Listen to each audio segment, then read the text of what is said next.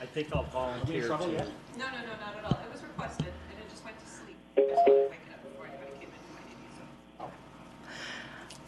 Good afternoon. It is about 1:04 on March 23rd, 2018. I'm going to call this meeting of the Child Support Guidelines Committee to order. And first take roll call, make sure we have a quorum. Kathleen Baker. Present. Karen Cliff.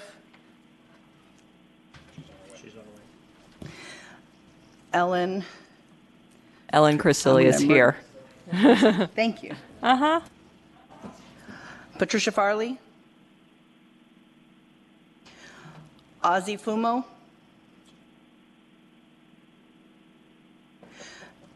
Judge Charles Hoskin. Here. Nova Murray.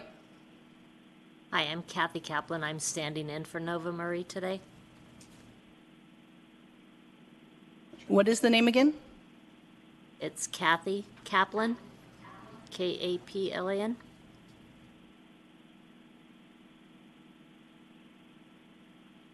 Keith Picard. I'm here. Judge Robb. Michael Roberson. Here. Joseph Stanford. I know he's not going to be here. Judge Shirley. Present. Justice Stiglitz. Present.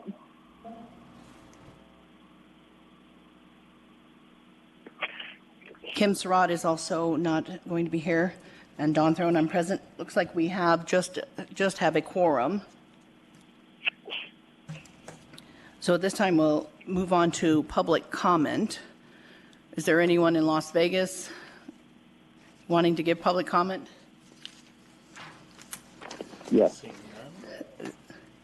Seeing none in Las Vegas. Is there anyone on the phone who wants to give public comment? Yes, please. All right. If you will state your name, and we have 3 minutes per person for public comment, and I will time you. All right. My name is Michael McDonald. Good afternoon. I am the Vice President of the Family Civil Liberties Union, Restoring Freedom, the IPI, and a couple of others. Well, I'd like to talk to you guys about the proposed changes to the child support recommendations. As I was looking at some of the proposals for the percentages and for the income calculations, I would try to implore this committee. I know that there's certain federal guidelines that you must follow that until Title 4D is repealed, which that's in our NRS statute as well. But for actually changing the percentage, as it's causing an influx of litigation. A lot of the litigants that go into family court, as I do see a lot of family court disputes. It's all mostly about money, and they use the children as pawns. So I would implore you guys to maybe set either a low flat rate, which I don't know if you can do based on the federal guidelines, but I know you guys can take those actions. Also, setting up determinations for how to do deviations on joint physical custody. That should be a standard in most cases, but it's causing so much litigation because of the amount of money that one can actually get, and it pays to fight, right? If we de-incentivize the fighting over one's own children, it would cause this would lower about 70% of litigation would not be in place. So as our current child support system, it sets up the obligee and obligor system where you have to pay somebody where it enslaves a parent over the other. So I implore this committee to look into the studies on that and then show what it's also one of the root causes of parental alienation and pathogenic parenting that's plaguing our nation, and also the root cause of so many social issues, which is anxiety, depression, mental illness, criminal history, the mass shootings. If you look into the backgrounds of these shooters, they didn't have their fathers and mothers, and a lot of times they were separated because of the child family court system. Now, when you have a parent that's being enslaved or being thrown in jail for trying to pay child support, or you have a parent that gives up and they try to fight as much as they can. They can't afford representation in the family court, and it causes so many social issues. And I think I've submitted to this committee a thing called the ACE study, Adverse Childhood Experience Study, and one of the causes is because of child support and the family court system. So I implore you guys to keep that in mind and to actually change the child support. Regarding emancipation, I know you guys are going to be discussing that today too. A child should be able to emancipate themselves and maybe ask for support from their parents based on the individual. I also believe that the children should Thank you, Mr. McDonald. have enable rights to their parents. So thanks for taking Mr. McDonald, your time is looking up. into these studies and for changing this, helping change this system. So thank you. Mr. McDonald, thank you. Your time Yeah. is up. Do any members have any questions for Mr. McDonald? Hearing none, are there any other members on the phone who are public on the phone who want to make public comment? Yes. Can you please state your name? My name is Jimmy Carr. All right, Mr. Carr, you have 3 minutes. Okay. I previously provided comments in person and in writing at the February 9th meeting. I had a chance to watch the recording of the March 9th meeting, and I heard some references to my prior comments regarding the use of income type tax-like brackets for higher income levels. I also heard the committee express some desire to see charts, and I'd like to direct the committee's attention to Jane Venor's report, page 51, exhibits 29 through 32. She's provided some charts there which demonstrate the results of tax-like brackets, and the charts also compare those results to the cost of raising children relative to income. If the committee is comfortable with support awards similar to the current presumptive maximums, Ms. Venor's the formulas found on page 51 are something the committee might want to consider. For a single child, she suggests assessing child support at 18% for the first $4,000 of monthly income, and 5% thereafter for amounts greater than $4,000. And this provides for awards that the committee would probably find are in line with the actual cost of raising a child, and those charts that I'm talking about demonstrate that. And I just wasn't sure if the committee members had actually looked at those specific charts. The second part of my comment is regarding the definition of serial family parents. I saw what was written online, and I suggest some clarification of the definition. Specifically, when reading the definition, I'm left wondering whether the committee refers to a legal obligation to pay support or a legal obligation for support. And this is an important distinction to make because parents with shared custody both incur an obligation for support, but only one actually pays.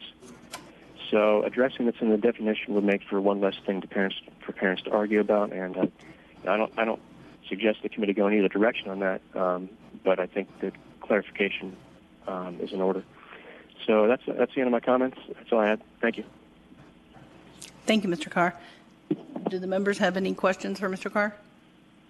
This is Ellen Chrysilius. What page did he say the charts were on? The charts are on page 51. It's exhibits 29 through 32. Okay, great. Thank you.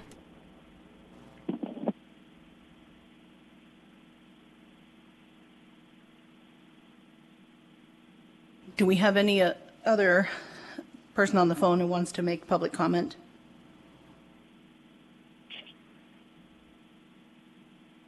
Hearing none, do we have anyone present in Carson City who would like to make public comment?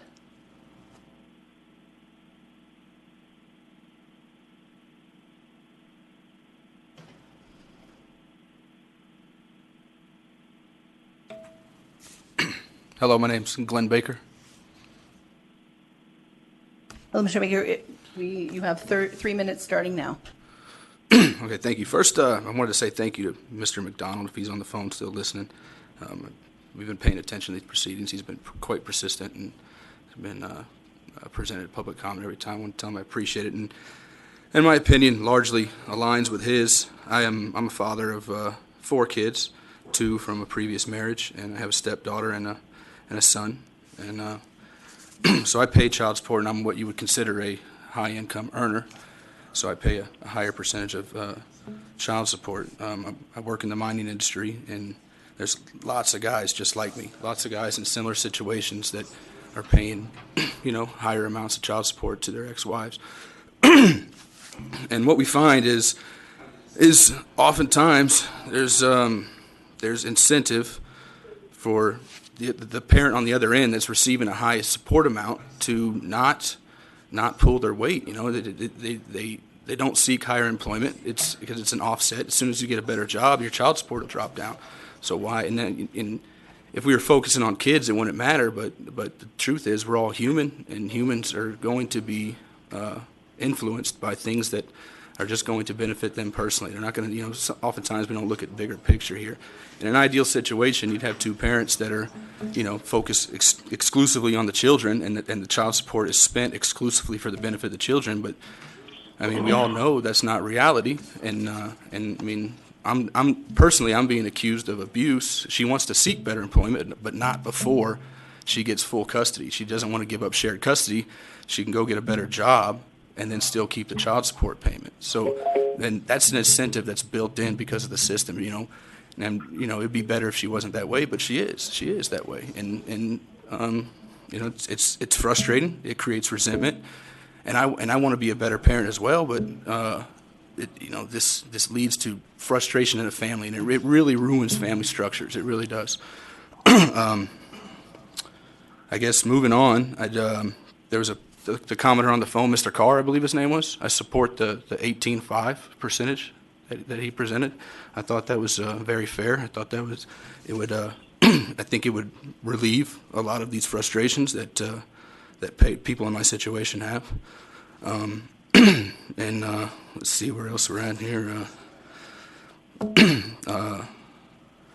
I guess I basically just to say that the way it's set up now, it awards people that go out of their way not to do their best. And I know it's a tough situation. I mean, my gosh, you guys got a tougher job than I do, and I work hard, and I work real hard. But what you guys are doing is a very tough situation because you do one thing, you're going to upset another group. You're going to upset, and some people are going to be just as passionate as myself, and they're going to be just as. So it's hard to find what the right thing is to do.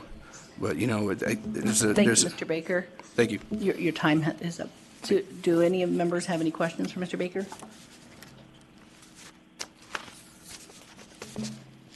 Hearing none, do we have anyone else in Carson City who'd like to give public comment?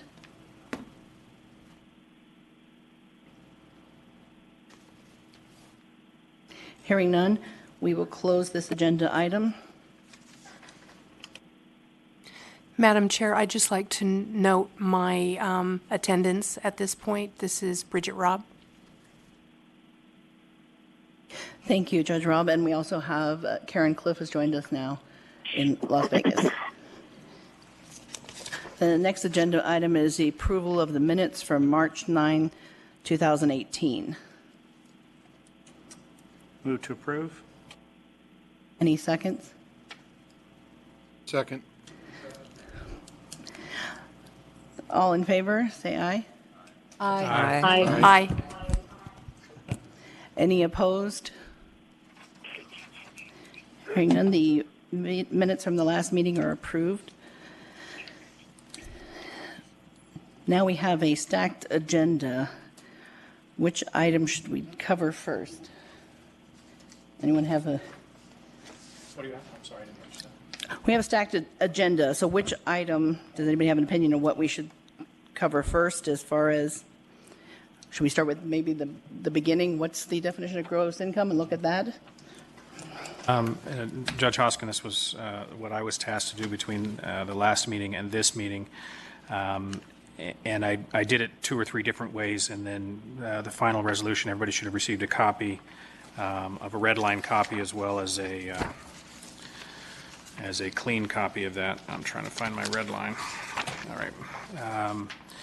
Initially, just so the committee's aware of what I attempted to do, initially I put the reduction, as we discussed at the last meeting, of the cost of health care and the cost of child care in subsection A of gross income, and then went back through and decided that it may fit better in subsection 12, A12, because that essentially is when we're taking away from gross income in the definition. So I included the cost of health care and the cost of child care there as paid by the obligor, which is what we discussed at the last meeting. I did leave a note in there for us for future reference because we haven't completely resolved whether we're going to credit half of the cost of both of those obligations taking off of gross income or the entirety by the obligor. So I wanted to leave that open to remind us that that issue was not done.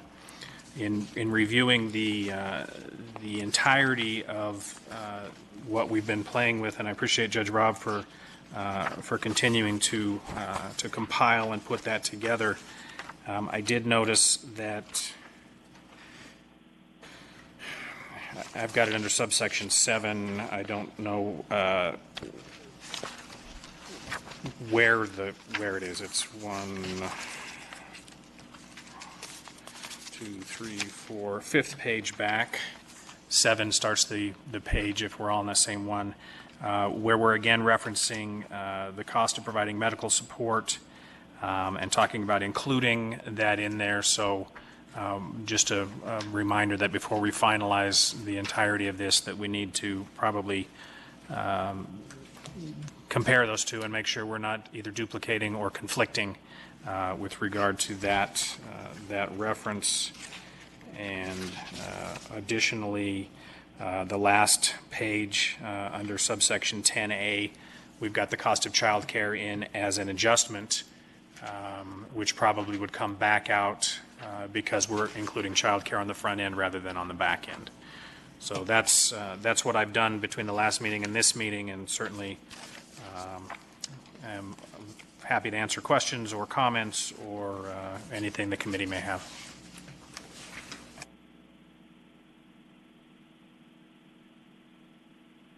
I'll comment. This is Keith Pickard for the record.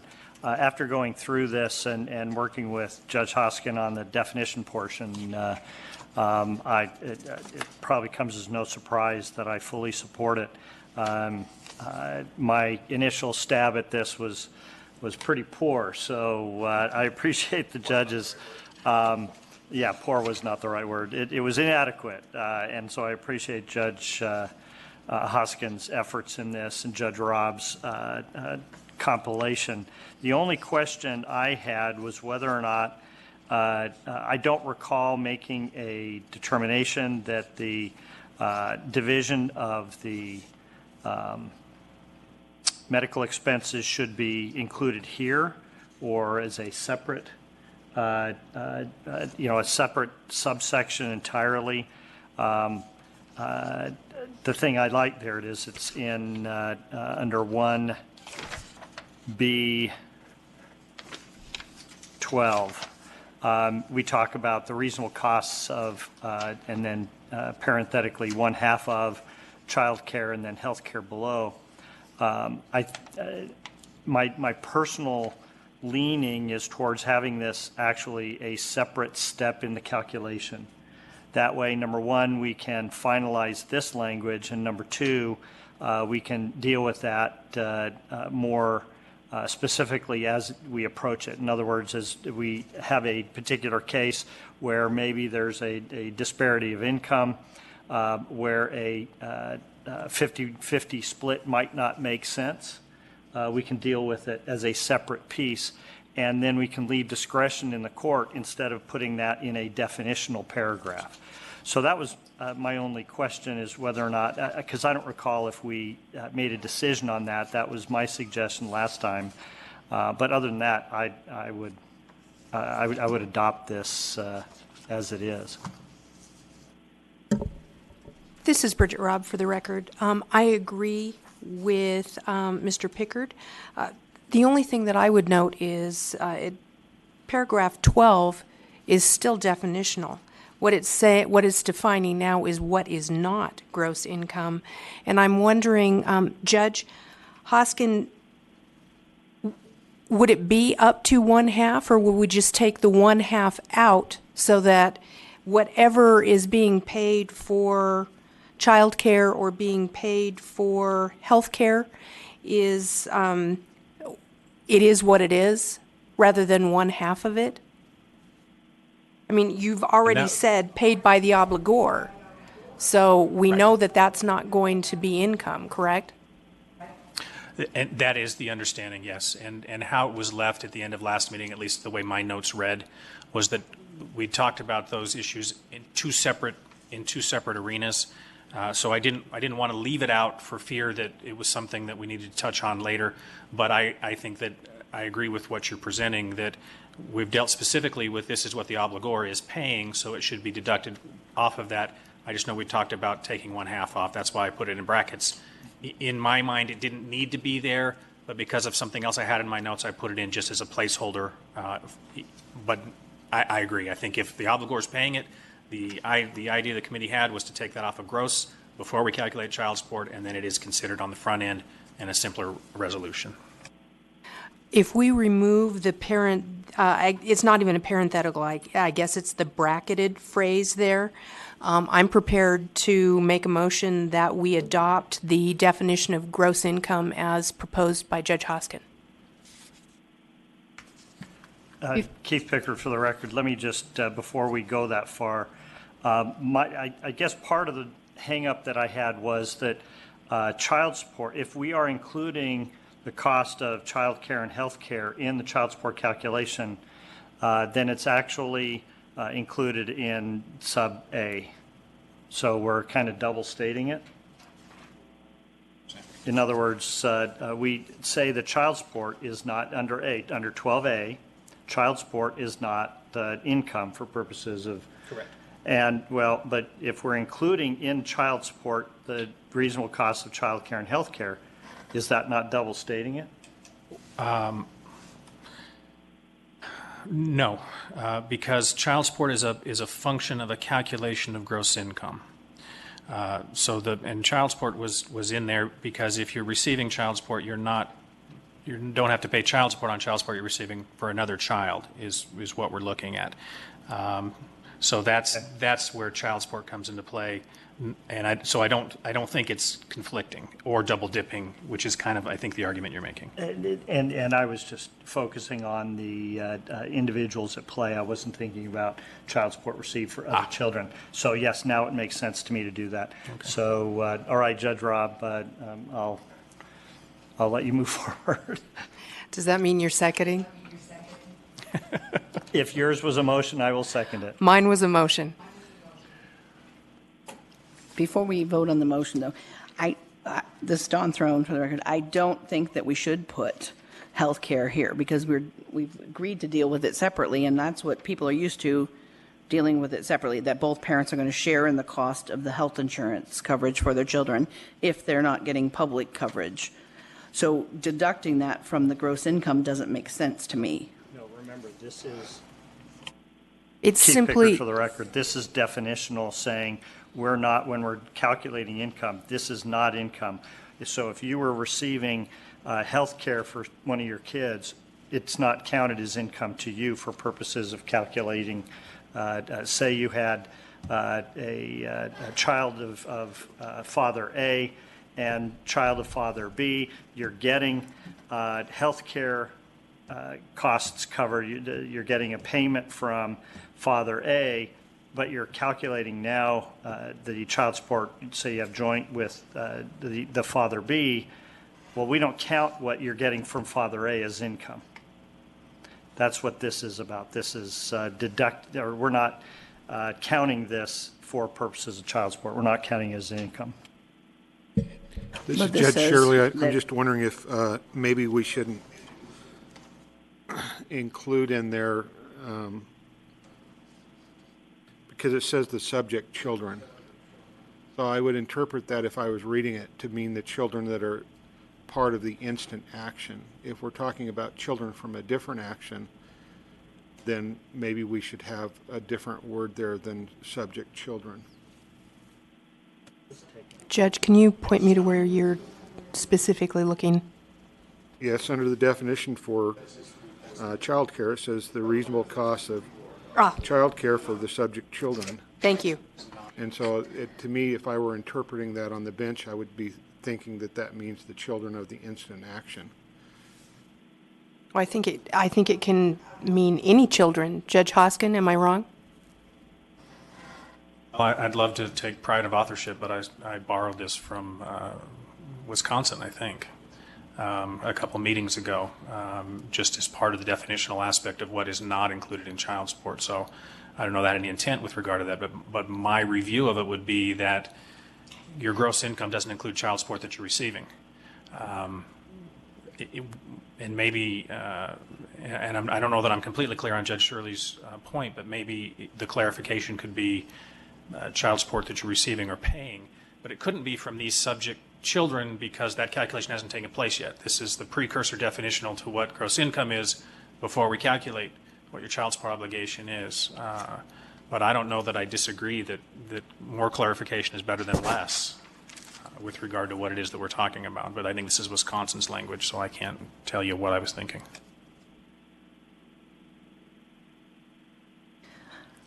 So in this section, we're starting with what is the definition of gross income from which we then calculate the child support.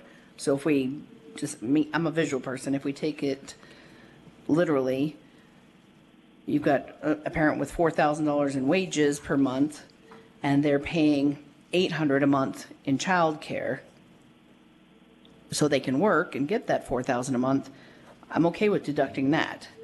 But if we're deducting either half or all of the health insurance cost, but then we're adding it back to the child support later. Well, that's the difference, is we're not adding it back later. We're considering health care and child care in this definition on the front end so that we don't have to adjust it on the back end to make a cleaner calculation. So the person who is coming out of pocket for the cost of both child care and health care is getting credit for that payment. It's just happening before the calculation.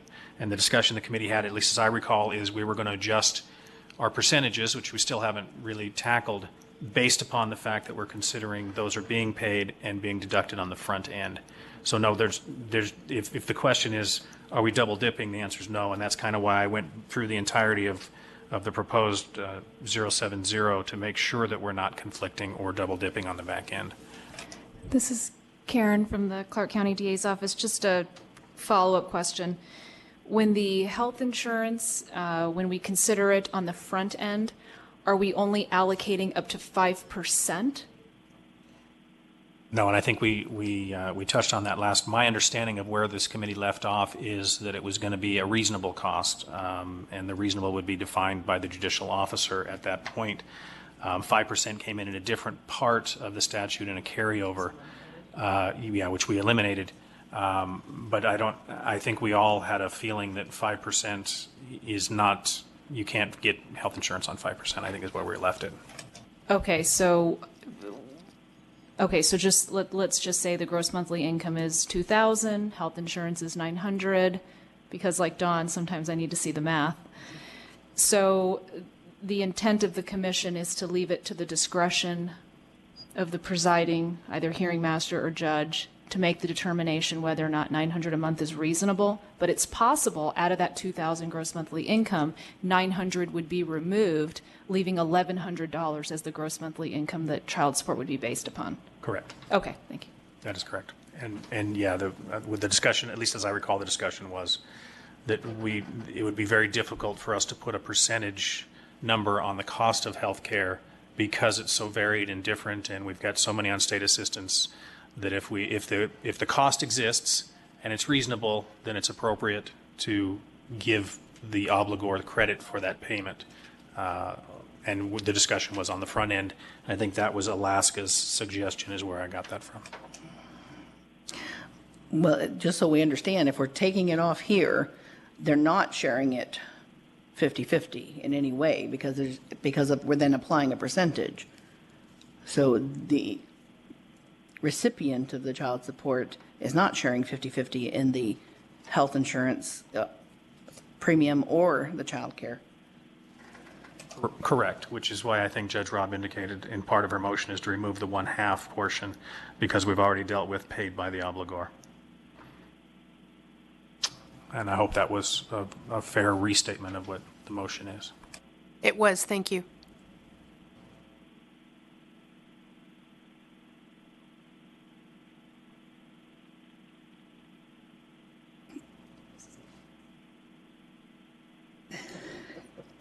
So the question is then, do we have a motion that's been seconded to remove the 1/2 and approve this definition of gross income? Do we want to take a vote on that? Any other questions or discussions regarding that? This is Judge Shirley again. I'm just wondering if we shouldn't put some language in there that says pursuant to a court order on all three of those, child support, daycare, or child care and health care. That way it makes it clear that there's an obligation out there established by a court and we're adhering to that obligation instead of factoring that into income. Judge Hoskin, I just want to make sure, Judge Shirley, that I'm understanding. You want a pre-existing court order obligating a party to pay health insurance and daycare before child support can be calculated? Is that the suggestion? I guess I'm struggling with, I'm not really clear how we're going to calculate gross income if we're going to take child care costs off of it. Where do we do that at? It's not within the definition. It's on the front end. That's and for the example, for those who want to take a look at it, let's say 4,000 is your number, and your reasonable child care costs are 500, and your reasonable health care costs are 500, then your gross monthly income is going to be 3,000, and that's what we're going to calculate child support on. So I'm concerned if we're going to make those court orders initially, I think it's all going to be part of a court order, or at least a stipulation of the parties that this is where we started, this was gross income, and this is the percentage that results therefrom. But we don't even know what those percentages are at this point. This is an attempt to deal with the child care and the health care issues without the variations that are going to inevitably come into play and result in deviations rather than adjustments. So I think that's where we got there, but I hope that makes more sense. Well, I guess my concern is when I read this, I'm often thinking of, because we haven't made a calculation yet of gross monthly income, I'm thinking about the parent that's actually receiving child support, or they have a child in their home that's benefiting from the cost of child care being paid, or that they have health care, that we wouldn't use that money in the calculation of their gross income, but I don't see where we're saying we deduct that off of the obligor's income when we're doing a calculation of what their gross income is. Right, and that's, in at least my understanding of how we've discussed this, that still can occur on the other side. And that was part of our discussion is if your obligor isn't making the health insurance payment, then how does that work?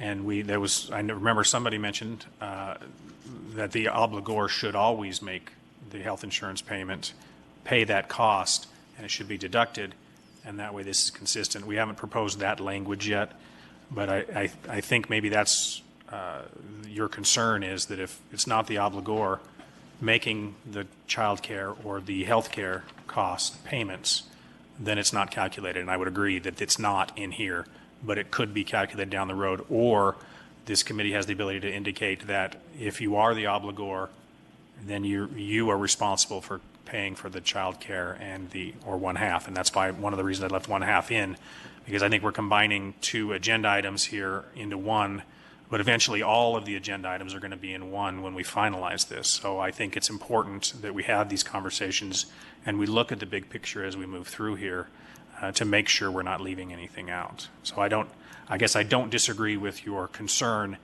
but my understanding was that that would still be dealt with at a later date, but not part of the gross income.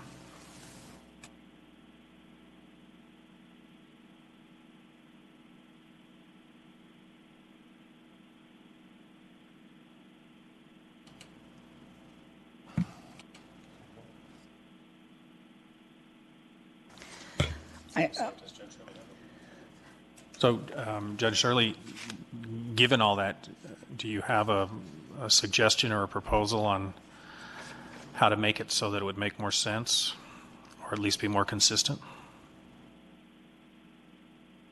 Well, the way I'm looking at the definitional statute is what are we going to include in determining what is gross income? If we're going to reduce the gross income, I think that's a separate issue. If we're going to reduce the gross income for what the parent is paying on child care or health care, however we're going to do that, if that's going to be a separate determination, then I don't know you have it in the definitional section. It's probably in some calculation there.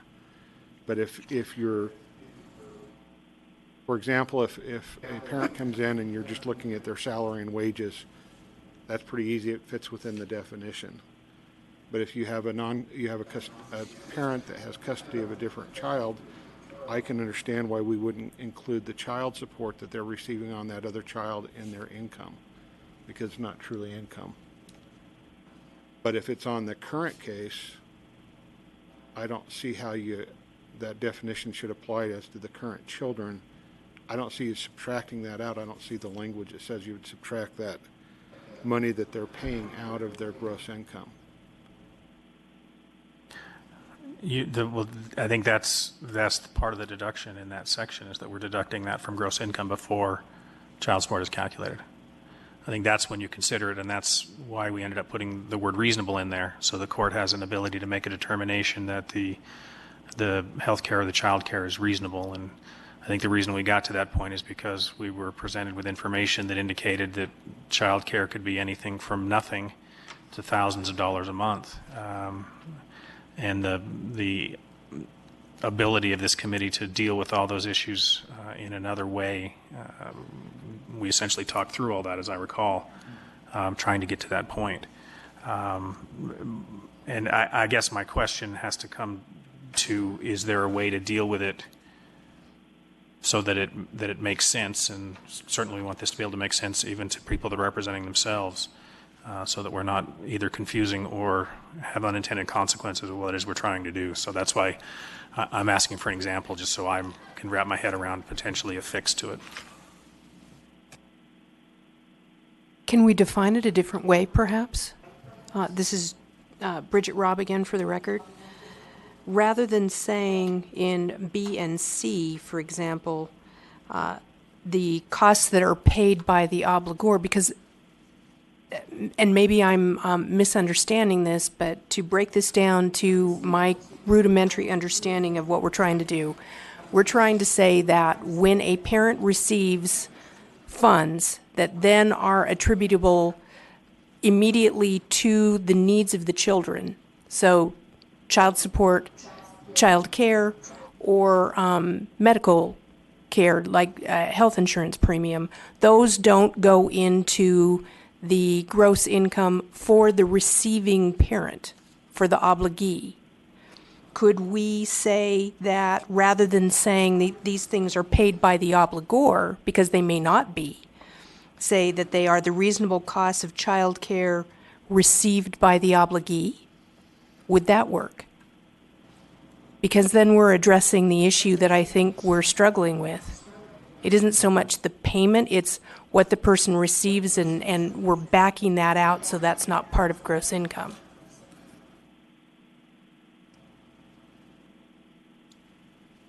Well, I think that we're making a presumption that, well, I'm sorry, I'm trying to think through it. If the obligor is paying for the health insurance premium, then that health insurance premium would not necessarily be received by the obligee.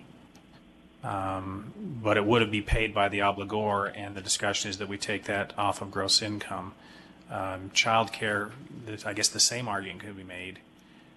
The effort that we're trying to come up with, at least as I understand it, is that we're giving credit to the individual that's making the payments at some point in the calculation.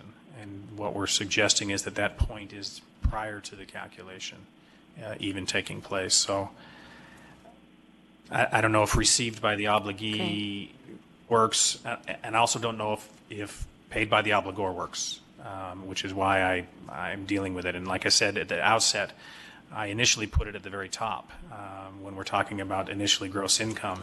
But since we already had a section that we're reducing from gross income, it made more sense to put it there. But maybe that's part of the confusion, is that we're lumping it in with other things, foster care payments, SNAP, those kinds of things, and maybe it needs its own section so that it's more clear. But this is just where I put it based upon the language that we already had. Maybe define it both ways so that we know for sure what is paid by the obligor or received by the obligee. We can have two separate definitions. Okay, which I tried to wrap my head around in the drafting portion of it, and just because I couldn't do it doesn't mean that it can't be done. And that was part of my concern, and probably why I left 1/2 in there, because there's the potential for the obligee making one or both of those payments, and I don't know that this considers that unless there's a provision that all of it would be paid by the obligor. So I would agree with you, Judge Robb, that it's probably a drafting issue.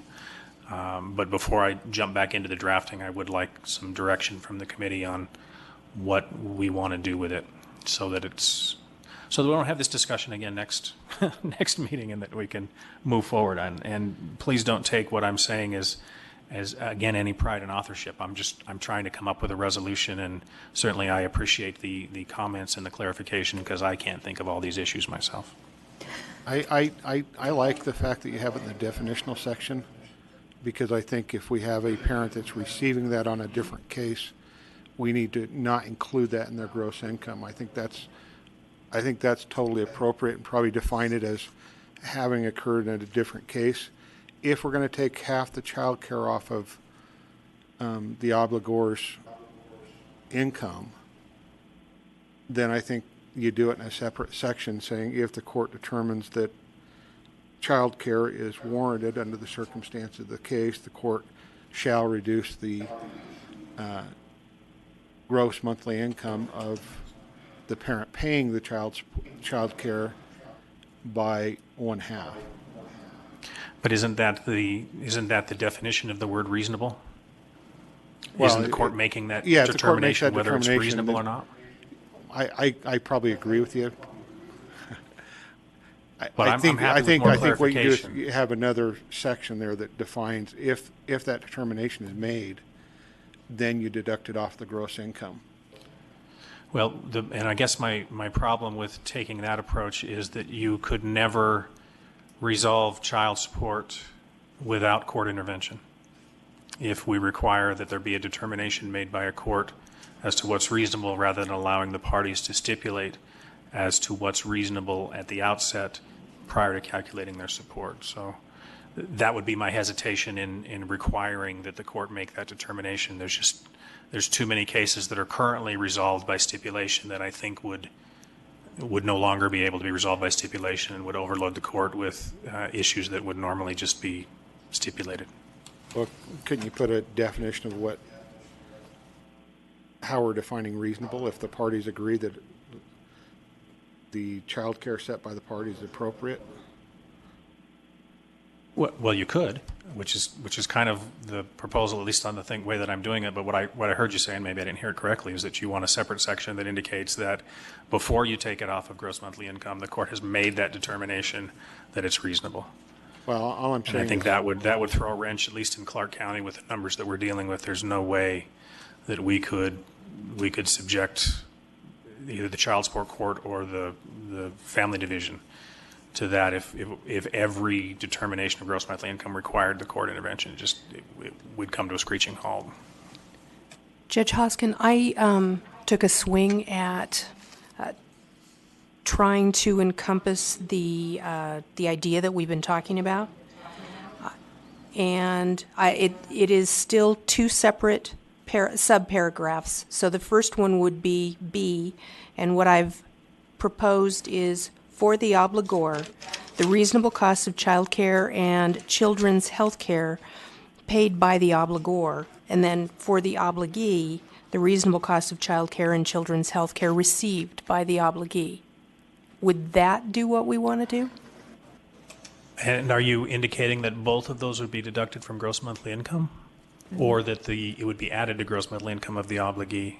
It would not be neither. They wouldn't be deducted. Neither would be defined as being gross monthly income. So for the obligor, obviously that comes out. For the obligee, it's not added back in. No, I think that would work. I don't know if it solves the point that Judge Shirley was making, but I think it solves the concern with regard to making sure that we're not giving credit where credit's not due. So I'm fine with that language. I'm not sure that we resolved Judge Shirley's concern. Keith Picker for the record. I wonder, Judge Robb, if we can shorten that then, rather than addressing the obligor and the obligee, instead just say the reasonable cost of childcare paid or received. That way we're looking at whatever side of the equation you're on, we're not counting the cost of childcare as gross monthly income for purposes of calculating child support. Now, with respect to Judge Shirley's, what's that? You've got to deduct. Right. No, that would be deducted, but we're saying that whatever the situation actually is, we're not counting that in the gross income. So whether or not it's received by one party or paid by the other, we're not counting it. So we just say this is excluded from the calculation, whatever it might be. It simplifies it.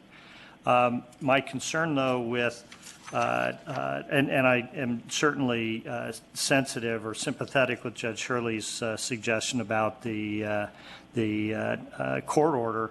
My concern is then that excludes what the parties have been doing voluntarily. And if they've already kind of started down the path, do we, if it required that court order in advance and they didn't have one, then I can foresee the arguments from one side or the other saying, oh, no, you don't get to count that because there was no court order, when in fact they may have been paying that for a year, and where it might amount to be a fair amount of money. But anyway, with respect to the reasonable cost of child care, paid or received, period. And you wouldn't even have to say paid or received, because it's it would just be the reasonable cost of child care. I think, this is Dawn Throne, I think conceptually we're dealing in Section 12 with income that is coming into a parent that we're not counting in their gross income. So we could clarify by saying child support received, including any child care or health insurance reimbursements, and then that's not, and then go down and make a new 13 that is deductions, if we want to do deductions off of gross income for things a parent is paying. And I would agree.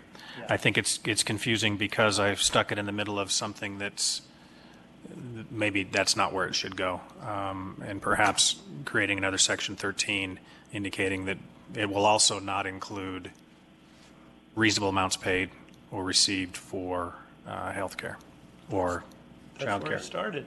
No. Take it out.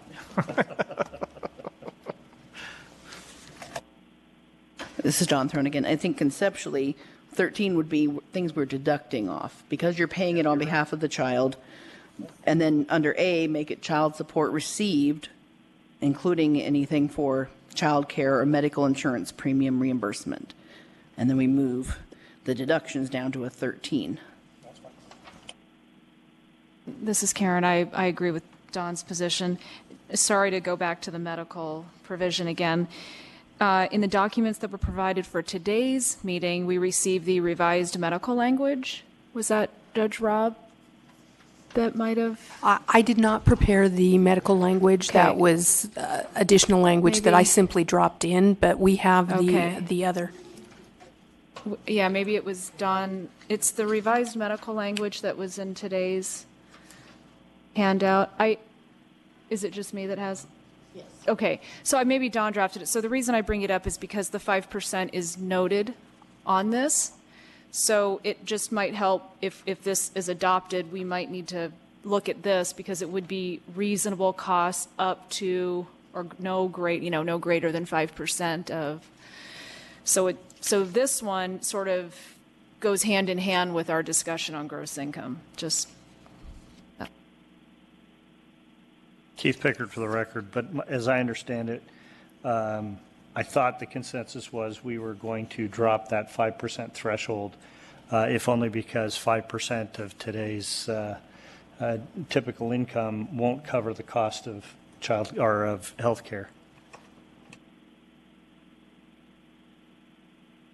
There was more discussion, and I think we were hung up on this at the last meeting, and we had the discussion that 5% is not going to cover it, and then somebody, it was somebody in the north, indicated that it's used. The 5% is used from a federal standpoint for a different determination, which is why it was left in, but it's not intended as a definition for what is or is not reasonable. And that's my recollection, but my notes don't reflect it. So.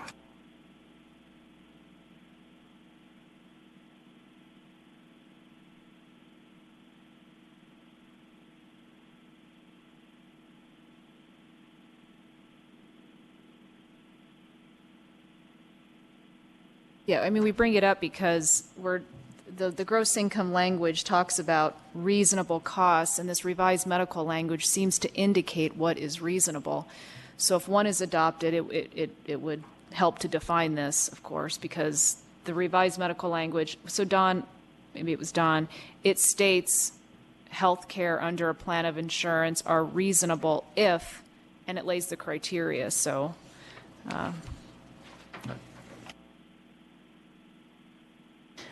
Stone thrown. I'm thinking in practice, what do you see? And I don't know in the 4D what they're doing, what the hearing masters are doing with health insurance, but I know I can think of Judge Moss as the one who brought this 5% to my attention, and she's not making the other parent share in the expense over the 5%. It's not. That's how it is in our court. We do follow the 5% or less because you might have an individual who's, let's say, low income, and they're at the statutory minimum, but petitioner's health insurance costs are, maybe let's say $1,000 a month. So we're careful about the medical cash provision outweighing the child support provision because of all of the enforcement actions that are associated with the entire child support amount, to include driver's license suspension and jail time. So that's why we've always appreciated having it as a separate provision, because oftentimes we do have non-custodial parents that are struggling and they are looking for work and they are maybe perhaps recently released from prison. They're unable to pay a high child support amount. So to add a medical cash provision that's greater than 5% can be very much a hardship.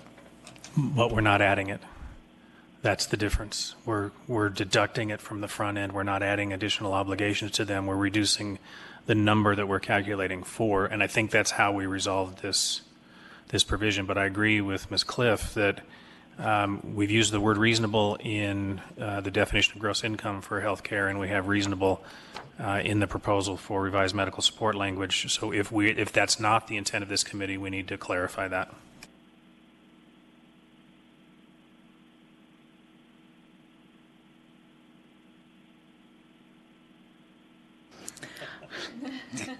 Thanks. I think if we stick on, let's stick with the definition of gross income. That's where we're on, and trying to get that finalized. And I would suggest that what I will do is take another shot at this and try to do it rather than 2 days before the next meeting, so that we have a chance to at least look at it, move those two into separate sections, take out the 1/2 portion, which was a suggestion in the motion, and I think we've tabled that motion. Is that a fair way under the rules? Yeah. Because we haven't taken a vote and we're sort of still discussing it. She should withdraw the motion. Unless Judge Robb wants to withdraw the motion. Anyway, before you do that, let me tell you what I'm thinking about doing, and that is redrafting using the language that was discussed here, making it under Section 13 as an actual reduction rather than a not counting. And I know there's a more technical way of saying that, but that's what I'm coming to, and then proposing that back to the committee at the next meeting, And I'm going to let if you want to withdraw. Well, I can also let the motion stand and wait for a friendly amendment, which I think you are doing right now. I just need to see what the language of the amendment is, so I don't have a problem tabling. We don't have our rules guy here, so I'm happy with that. That essentially the motion is pending a review of the changes, which will come at the next time. But it may be clearer from a record standpoint if we withdraw and start over. I don't know. I can withdraw. It's my We can. understanding under the rules that we're required to satisfy or resolve a motion before we can move to the next agenda item. So I think, and I could be mistaken, but I think the proper procedure would be for you, Judge Robb, to withdraw the motion so we can continue to move on.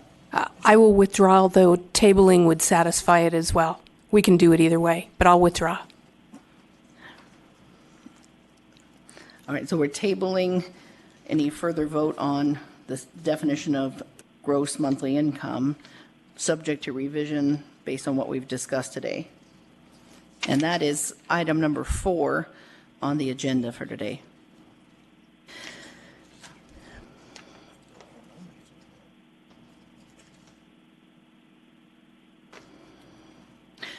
All right, should we move on? Mr. Stanford?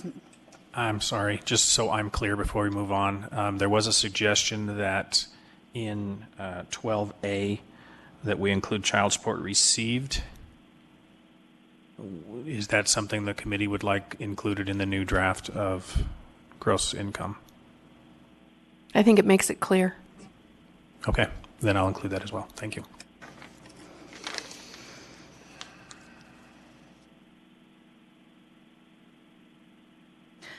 All right, so I think Mr. Stanford was not able to be here, so I don't know that we have his proposal on the high income calculations. So we'll have to table that agenda item till next time. And the same thing on item number 6. We'll have to table that until next time. We don't have Ms. Surratt here or that information.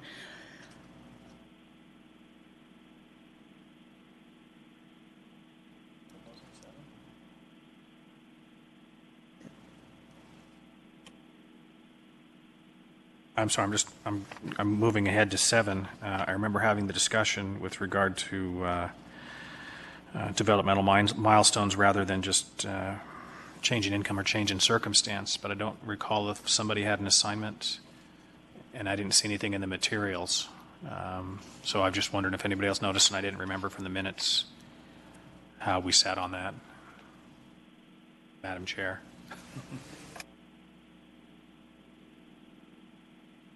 This is Dawn Throne. I don't know if anybody was assigned. I agree with you. I don't know that we're ready to discuss modifications on milestones. We're talking about when a child support review can be done. And I don't think we had any specific proposals for us to consider. Keith Pickard, for the record, my recollection was that we only discussed that it would make sense that we allow for modifications at given milestones, but I don't think, as I recall, we were tabling that until we got the basis done, because that's a subsequent part of the, that's step D, and we're on A. Okay. This is Dawn Throne. I think that may not be in our purview either, if we're rewriting what's in 125B 145.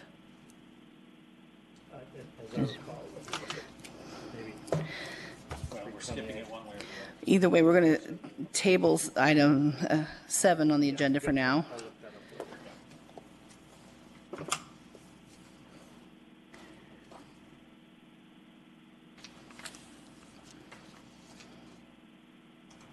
Do we want to go to item number 11?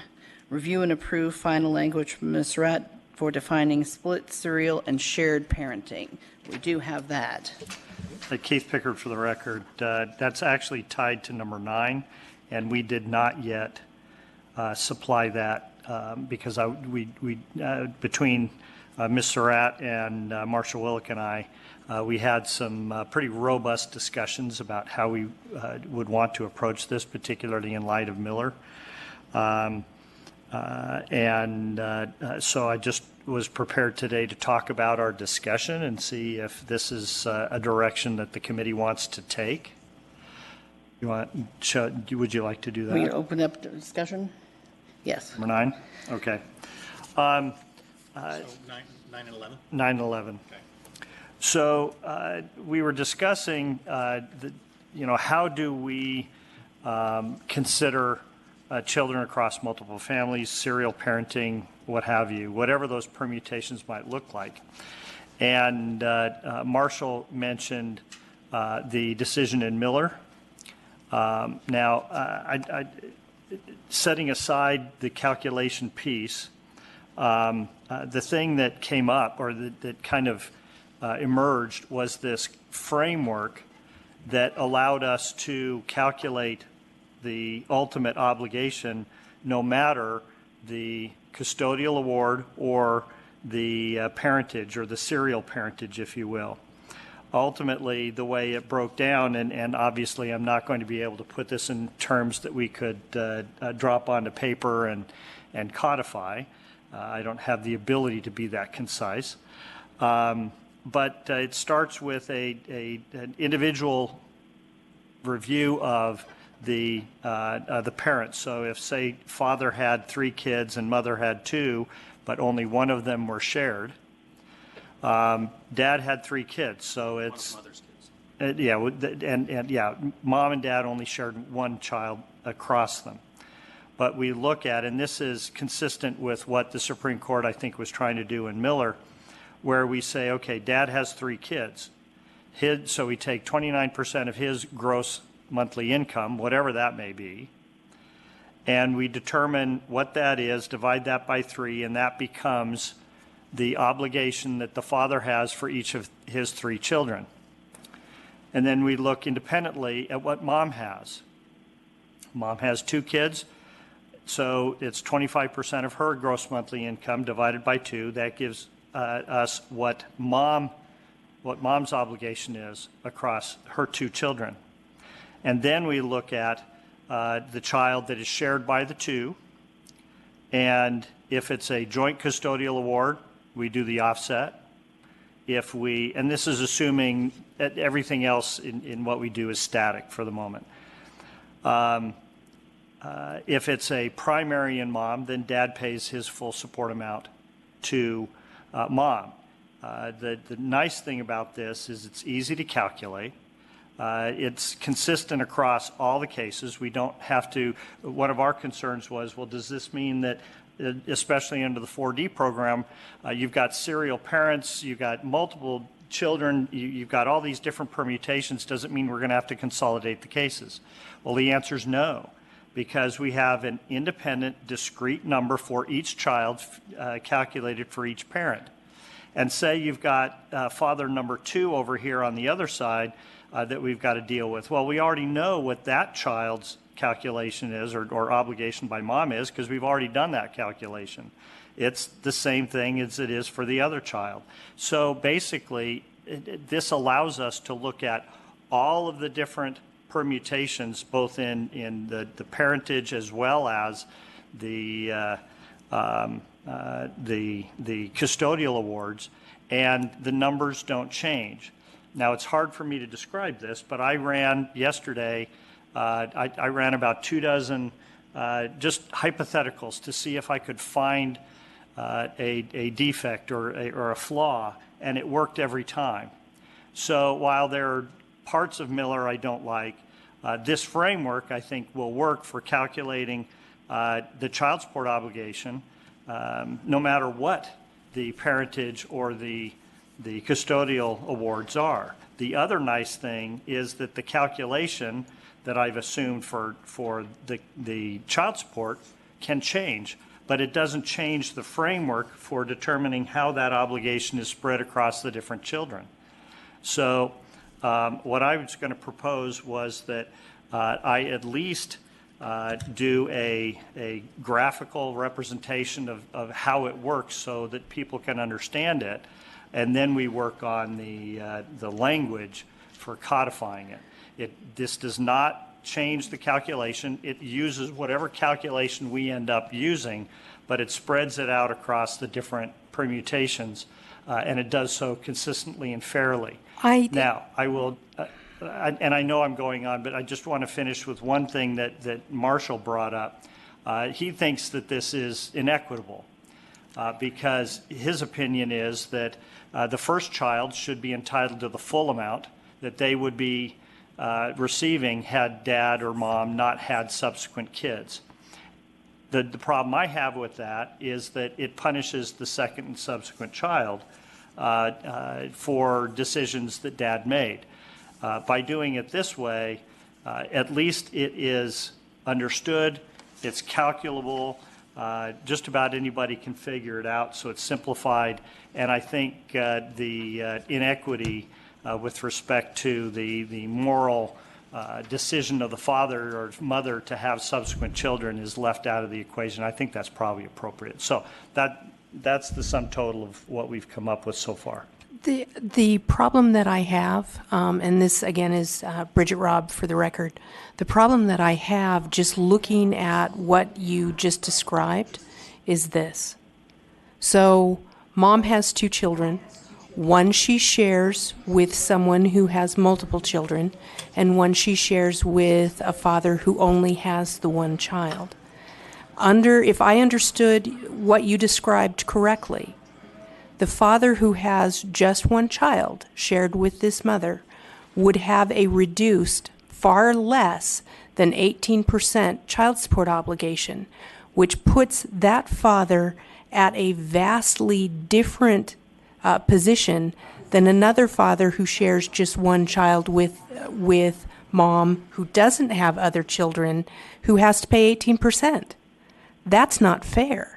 Those are 2 exactly similarly situated people who are being treated very, very differently. How do we get past that? Keith Pickard, I don't fully understand that. I understand what you're saying with respect to if dad 2 has 1 child and dad 1 had 3 children, dad 2 is going to be paying 18% of his gross income, whatever that may be. And dad number 1 is going to be paying a third of 29%, so less than 18%. Is that the inequity you're discussing? I didn't understand your description to result in what you just described. If it results in what you just described, I have less difficulty with it. I understood you to say that we were going to be dividing mom's obligation and that 25% would be divided into 2 and the other parent's obligation would just be 1/2 of 25%, and I've got a problem with that. No, actually, well, I shouldn't say no. Let me see if I can restate what you just said. So, forgetting for the moment about dad 1, we got dad 2 and mom. Mom has 2 children. So she has, if we're looking at this, she divides her obligation across her 2 kids, 25% of her gross monthly income. Correct. And then dad 2 has only 1 child, so it's 18% of his gross income. So mom at 12.5% is paying less per child on a percentage basis of her gross income than dad is paying. Is that what you're describing? That's part of what I'm describing. Okay.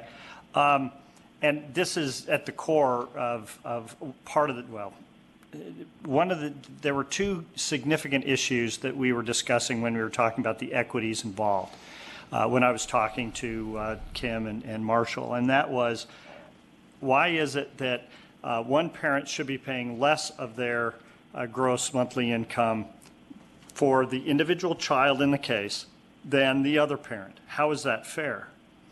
Well, it goes back to the idea of right-sizing support awards and accounting for the number of children that actually exist in a party's family. So we can't ignore the fact that mom has 2 children. It's a reality. It is what it is. If we say mom has to pay 18% of her income just like dad too has to pay, and it's equal between mom and dad, then the same is true between mom and dad 1. So mom is now paying 36% of her income for 2 kids instead of 25. It's no longer right-sized. So the assumption is we're going to take the parties as we find them. Whether or not that results in a numerically equal distribution of support between mom and dad, in this case dad 2, is it's morally it's not unimportant, but from a practical standpoint it's immaterial. We base our calculations on what the facts are as they exist today. And so dad 2 has 1 child, mom has 2, but mom's obligation across both of her children we've defined right now in statute as 25% of her gross monthly income. So we divide that between the 2 kids, so her gross or her obligation is 12.5% for 1 child, 12.5% of the other. We now have a number. So say, for example, she makes $1,000 a month. Her obligation across 2 children is $250, or $125 to each. Say dad makes that same 18%, or same $1,000, but his is 18%. And say, so that results in a $180 obligation to the child. Well, the reality is then he's going to be paying mom the $35 difference, and when we get to it, I'm going to suggest that we actually split that. It shouldn't be whoever pays or whoever makes more pays the difference to the other. It should be whoever makes more pays half the difference to the other to equalize it. Wholly separate rabbit hole I don't want to go down. But in this scenario, yeah, dad would be contributing a little bit. This is where I think deviations make sense, and I know that that's not part of the adjustments, sorry. That's not part of what we're talking about here, but that is the next step, where if, as the court balances the equities of the case, the court can say, we're not going to do that. We're not going to make dad pay mom. But that's a discretionary question for the court. But ultimately, this is taking the number of children, no matter who the parents are, and calculating it and right-sizing it for the individual obligor. And so I think that on balance, the equities are satisfied. Except that you're giving me a look like I am, because I understand what you're saying, and okay. Just because I don't agree with you doesn't mean I don't understand your argument. I do, but I disagree, and I disagree in this way. The way you just argued this and right-sizing for the obligor, that's great for the obligor, but it absolutely ignores the obligation to the child. Everything that we've looked at the beginning, from the beginning of this committee, was what do we need to be able to support a child? And if we do what you have suggested, we throw that out with the bathwater, we're done. Because right. that percentage, we will not be supporting children to that percentage. So I have real difficulty with that. And that's what I was trying to address when I said we're leaving out for the moment the discussion of the calculations, because I think that's where we start to talk about how do we address the needs of the child. This is, we skipped over that part because we don't have the parties here to discuss that. So this was the next step of how do we accomplish this across the different scenarios. I agree that the object here is to get the needs of the child covered to the extent we can. This piece is how do we allocate what resources actually are available across the different children. And this is fair, as I see it, this is fair as we balance all of those children's interests against each other. If I can just sort of jump in, and Judge Rob, I've got a benefit over you because I'm looking at what he's trying to diagram. And while I don't disagree with the way it's being approached, my concern, and just so the record's clear, I will not be discussing anything with regard to the Miller case as it's still pending on remand before me. But for this issue, I think is right before the committee. My concern is that we have to be consistent intellectually when we propose all of these. And I don't think that it's going to make sense to anyone, least of all me, if we indicate that, for example, support for one child is 18%, the support for two children is 25%, and then two sections down there we're going to say, we were just kidding, the support for two children is 12.5 per child, not 18%. I think we've got some intellectual issues to deal with regard to that. So while I don't disagree with Assemblyman Pickard's approach, I think that there are a lot more issues at play that we need to be conscious of so that we're not treating similarly situated individuals differently, which I think is Judge Rob's point. But I don't think we're even close to being in a position where we can have a real effective conversation concerning that until we actually have an ability to see it, plug numbers into it, look at the numbers, and make sure that they actually work and are not treating similarly situated individuals differently.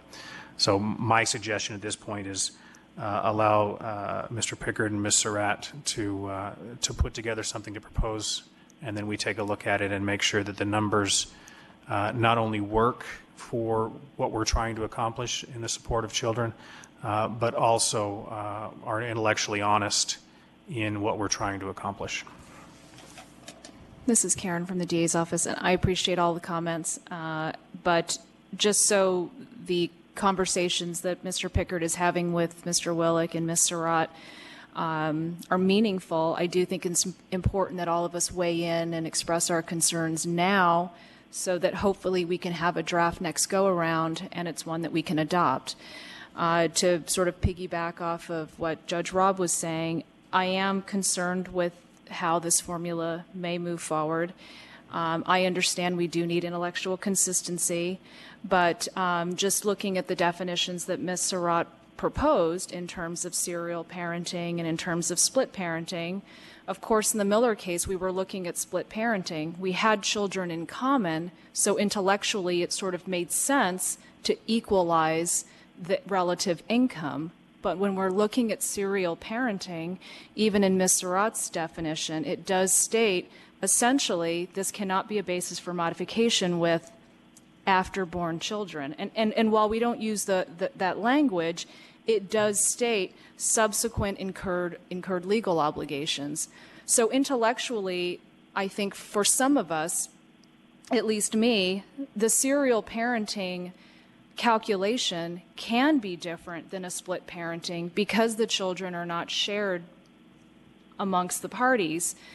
Just in the 4D program, I can say that it is not uncommon for a custodial parent to have one or two children with the non-custodial parent, and for the non-custodial parent to have 6 or 7 other children. So as of right now, those are considered deviations or adjustments, and those are left to the discretion of the court. And the court does consider afterborn children and perhaps doesn't offer those deviations.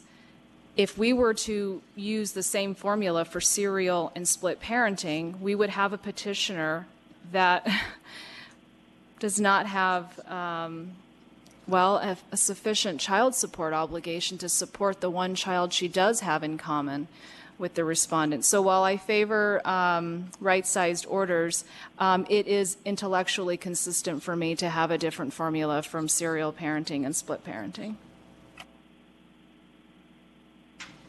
Ms. Donthron, I would also say that it fixes some of the problems we have with this very difficult concept of serial parenting and how to set fair child support that a payor can pay and that also supports the children they have but also it doesn't fix if the orders for the multiple children are some of them are from out of state.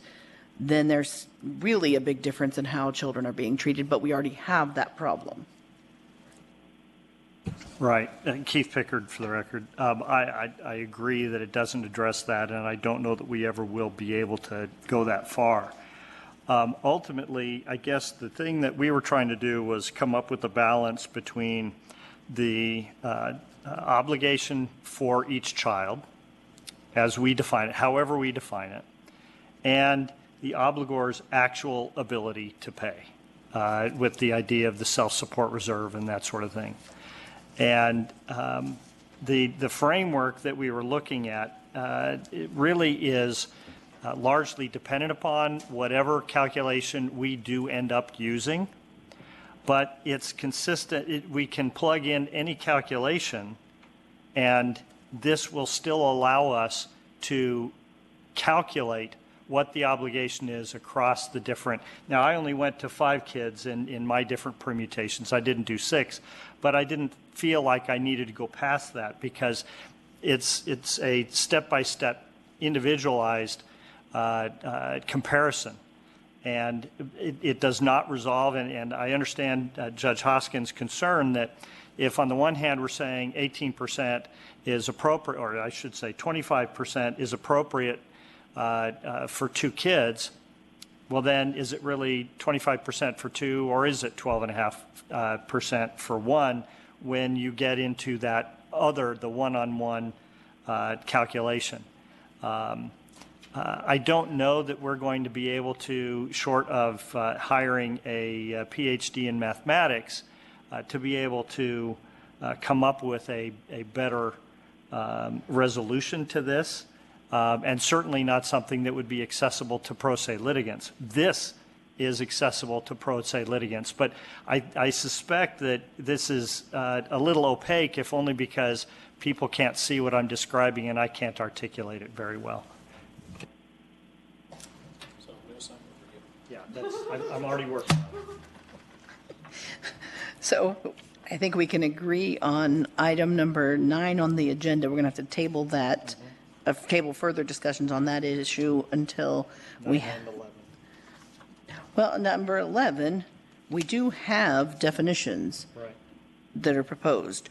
Do we want to look at them, vote on them? Because I think making the calculation is very complicated, but are the definitions of what we're dealing with? Has anybody looked at them? I'm opening that item up to discussion. This is Karen from the DA's office. I did review it. I would prefer to discuss it when Ms. Surratt's here so we can sort of figure out her reasoning for how she wrote, for example, serial parenting. And these definitions may come from Wisconsin. But I'm not clear. Is she indicating that it only applies if there's a court order? And then she says, or subsequent paternity judgment or acknowledgement. So, and I ask this because in the 4D program, often you do have non-custodial parents that may have 6 or 7 other children. They're generally named on the birth certificate at some point, but they may not have a court order. So I wasn't sure if it was one or the other.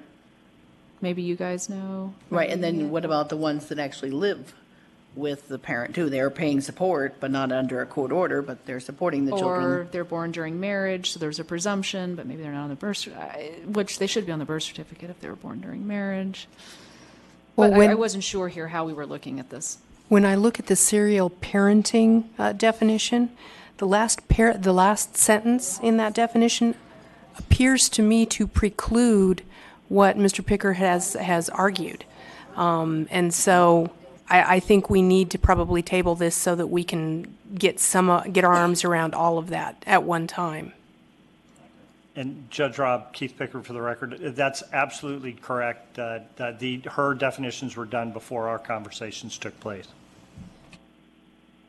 Okay, so we have table item 11 on the agenda also, but this discussion dovetails nicely into item number 8 that we should discuss on what do we do about deviations for additional dependents in the home where there's not a court order.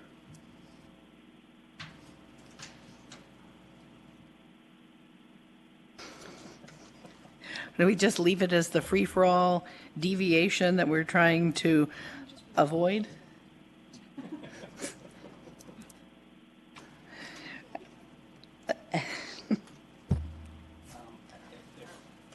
I'll jump in on this. I think it depends. And I hate saying this because I feel like we're doing a lot of spinning in this committee to this point in time, but I think until we get a good framework of where we start and how we're making it work, that it's going to be a little difficult to deal with those kinds of issues. Because I think what we've talked about, several of the issues we've talked about today, would put us in a situation that may resolve this, and several things we've talked about today exacerbates the problem. So I think until we get further along, I'm not sure we can have a conversation concerning it, but I could be wrong. This is Dawn. The only comment I have on item number 8 is if we just leave it as a deviation that a judge consider, we're in the same, an adjustment, a deviation, same thing. You're going to have different judges treating similarly situated families differently. Some judges giving downward deviations because the obligor has 2 more kids in their home that they're supporting, and another judge not for the same situated family. And I agree, it's an issue that we need to resolve. But like I thought I said that it may be resolved depending on how we resolve the other issues we've talked about today. I don't think we take it off the agenda.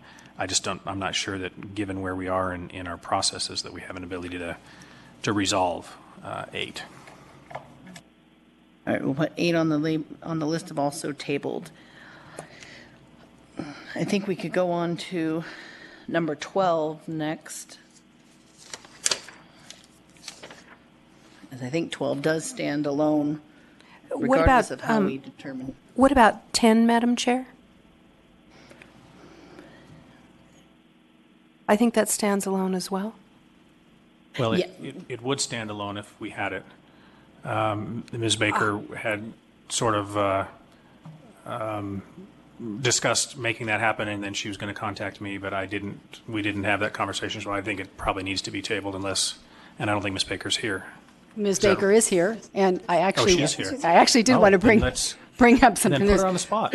Yes. Well, you can put me on the spot. I actually started drafting some language, and then I started doing some research with respect to retroactive modification of child support orders when there are multiple children. Surprisingly, I really couldn't find much on the West Coast. There are a lot of decisions in Mississippi, New York, South Carolina, New Jersey, and there are a variety of ways of looking at this. One big concern that I really have about the retroactive modification, and I did send out, I believe everybody should have received it, the flyer from the Child Support Enforcement Office from last May, and it basically requires that we are not allowed as a state to do retroactive modification, and if we develop a guideline that allows us to do that, I fear that we run the risk of losing our 4D funding, which would be catastrophic. The case law, there are some cases, and I can send them out if people want to look at them. There's at least one case that gives some specific factors when looking at a modification backwards. They also divide it into 2 different sections. One is if you have an allocated child support, so you initially have an order that's divided the child support between the number of children, and then that one sort of fulfills itself. The problem comes when you have a lump sum child support payment, and how do you allocate that? And sort of across the board, the issue is, at the time that the child emancipates, if the parent does not file a motion, how are you going to know whether the amount that is still being paid complies with the guidelines? All the research that I did, I have to tell you what I really came down to is thinking that we need to have guidelines that say very clearly and instructions that say very clearly upon the emancipation of a child in a multiple child household, you have to come back to court. And the court has to determine what the appropriate amount of support is going to be. I did a quick calculation just as an illustration. So I have 3 kids. I earn $3,000, and I pay $870. 3 years later, one of my children emancipates. I'm now making $3,500. My child support obligation for 2 children is $875. I just don't know how we can do compliance with the committee, with the guidelines that we're developing, if we don't have people come back to court at the time their child emancipates. We don't know what their income is. We don't know what the situation is. And not only that, if they don't file it, they may not file it for exactly that reason. They don't want to pay more support, and everybody's fine with where they're at. So that's why you don't have language in front of you, because I think these are really big issues to talk about. I can do the basic unallocated and allocated language. It's the retroactive language that I really got stuck on. So open to discussion, please.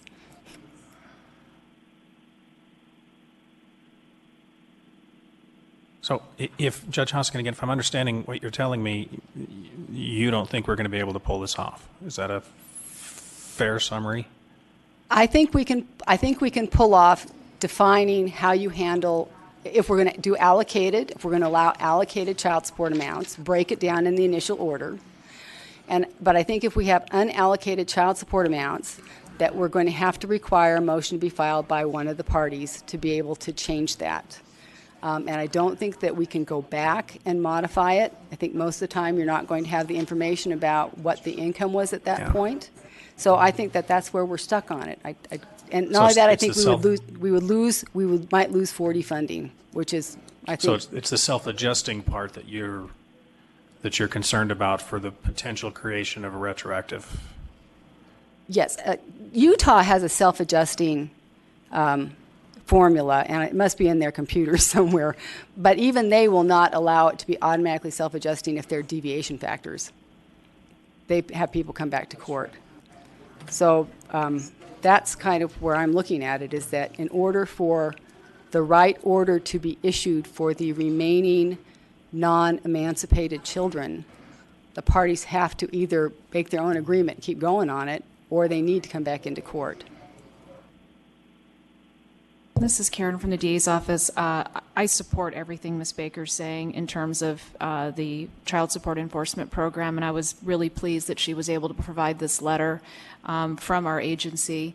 My concern as well is the funding issue, but that retroactive modifications are not permissible. I have mentioned this concern before, but I don't know whether our new computer system could even figure out how to manage these cases in terms of what income do we use, what's the percentage. And if we are moving towards calculating child support and health insurance on the front end and taking that amount off of the gross monthly income, in 10 years, whatever that time period may be that child emancipates, but there's still others remaining, child care is likely not even being paid anymore. So that gross monthly income isn't even the amount we would use to then reduce the calculation. So I think at this point, with us taking health insurance and child care off at the front end, to me it's even more of a reason that we need a hearing to then assess what the gross monthly income is. So that was this letter was very interesting, and I really appreciate Ms. Baker providing it. And the case that was provided, now while it's unpublished, and I'm not even going to try to pronounce it, but Hellstrom. It was very interesting to read about the emancipation calculation and the specific findings of fact that are necessary. To me, it just cemented our existing position in that these parties need to go back to court or stipulate. We need findings of fact. So that's my position on self-adjusting orders. I think the problem that's on thrown I've seen in private practice is there's no clear rule in Nevada. So you have the judges left scrambling to figure out these situations. But if we make it a clear rule in these regulations of that it is the duty of the payor, and we're going to put that payor on notice, it's your duty to come back to court to ask for an adjustment because you cannot do it retroactively. If you don't do it timely, then that's on you. It's not that I am against self-adjusting orders. I think they're so uncertain in terms of the amount. If Nevada went to per-child orders, I absolutely think it would be workable. But we would need to be made comfortable, that's for sure. And it's ultimately, Keith Pickard for the record, it's ultimately the framework that we've been working on does ultimately reduce it to a per-child order, and that may help alleviate the problem.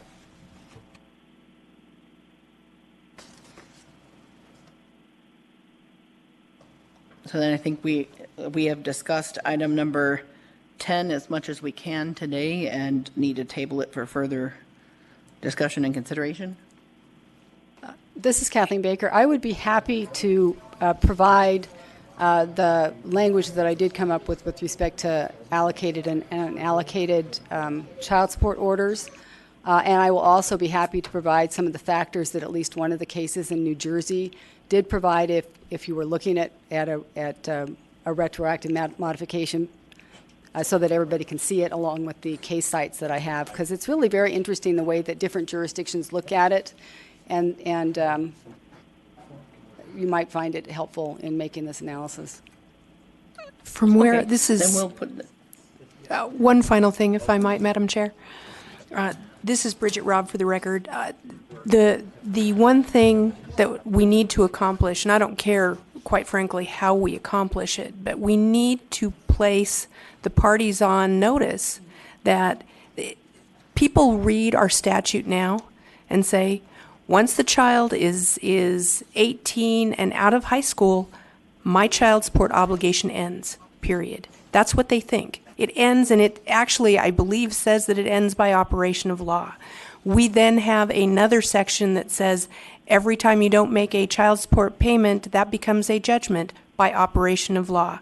So we have two of our statutes that are directly in conflict, and that particular trap, for either side, frankly, is problematic for me. So as long as we are very clear in our language saying, and I don't care whose obligation it is, but you have to come back in order to cease the obligation for a child who is emancipated, I'm good with it.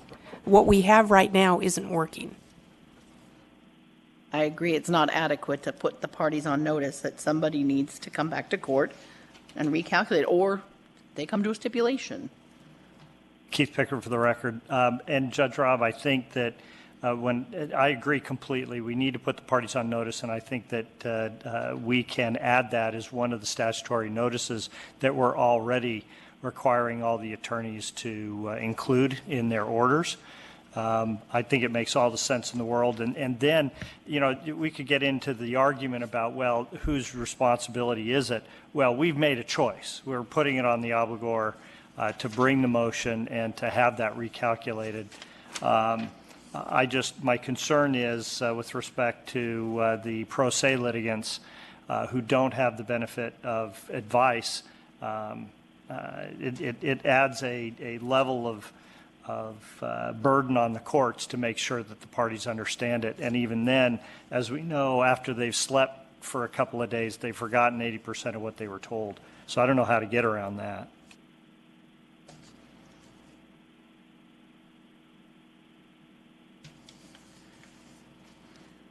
I think we beat up item number 12, then, 10 as much as we can, and that leaves item number 12 on the agenda.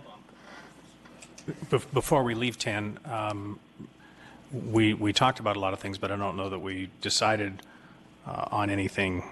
Is there something that we're going to assign Ms. Baker, and certainly I'm still on the hook for this, to draft between now and when we come back next time so that we move this item ahead?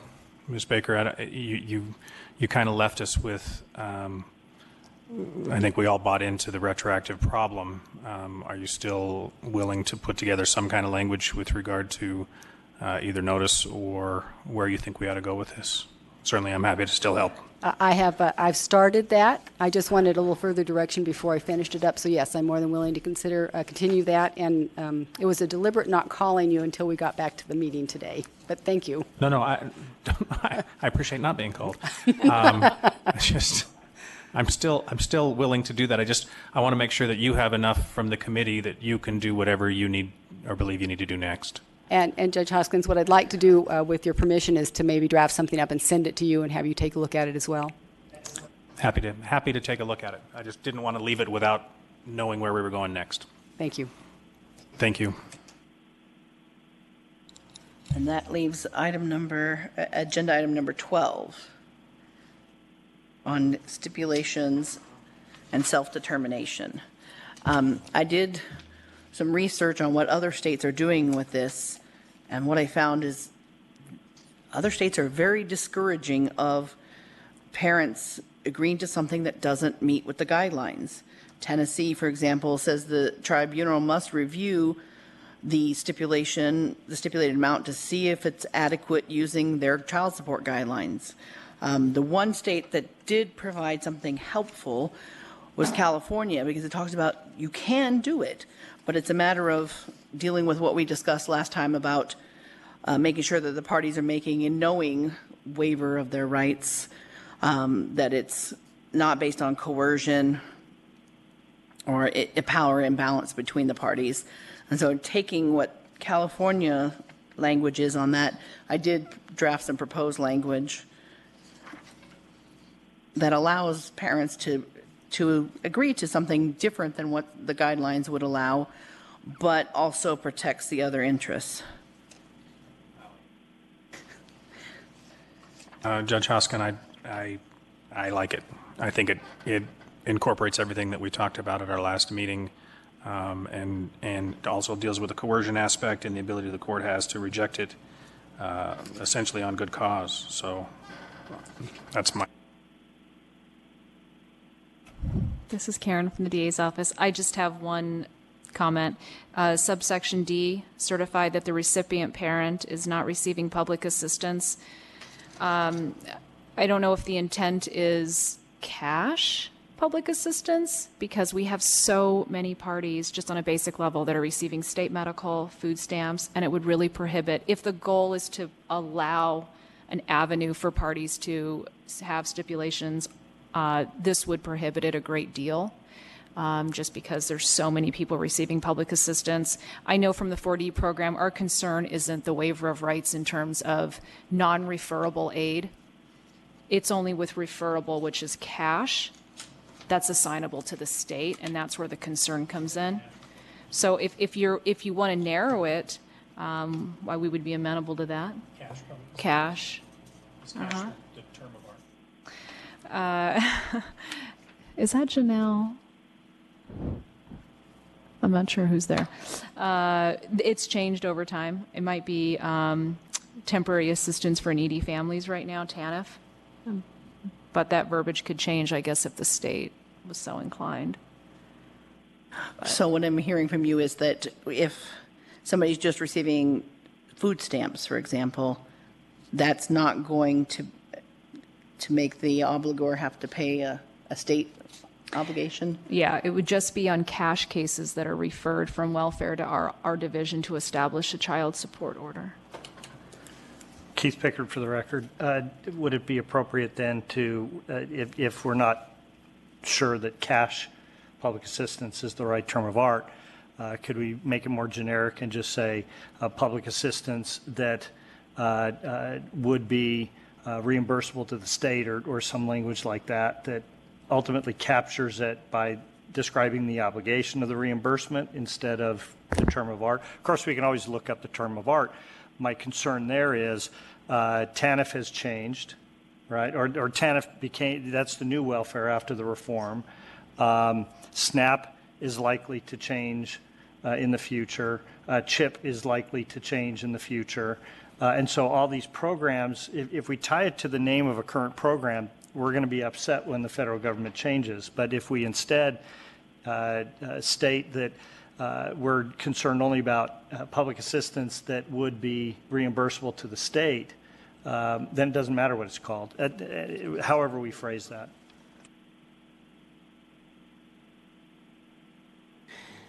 Madam Chair, may I ask a question? This is Bridget Robb for the record.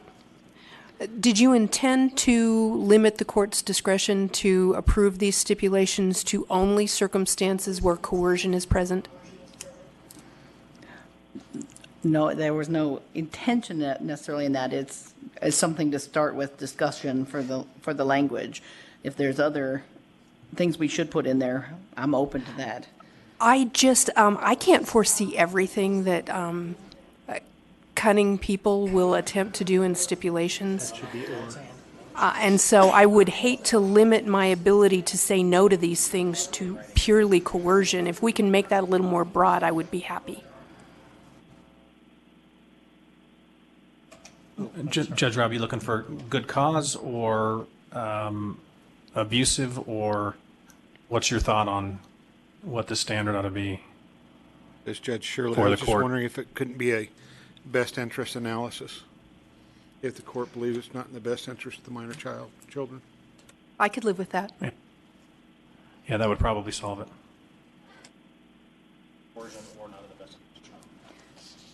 This is Karen from the DA's office. If it's okay with the commission, I'm happy to speak with my office and get maybe some different verbiage instead of the public assistance. And can I just email that to you, Don? Perfect. That would be great. So we're going to, on subsection D, work on rewording that to make sure it's only the reimbursable or cash, whatever the right word is, public assistance, that we're trying to avoid people stipulating around that. And then on the court's discretion, if the court believes the stipulation is a product of coercion or not in the best interest of the minor child, is that what we want to add? That would, I think that language would solve the problem for me.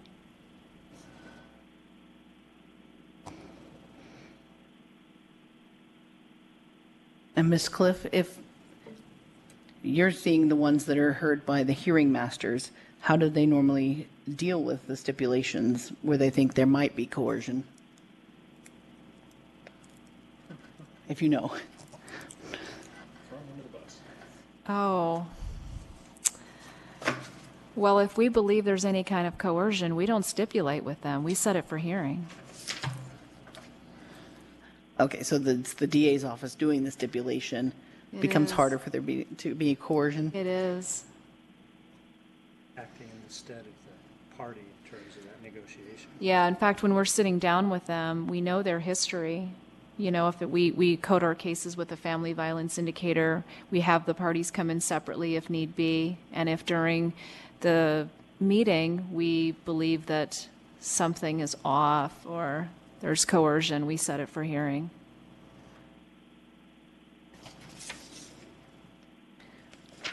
So then we just need to reword some of this language, and we're not ready to vote on item number 12 yet either. We can table that.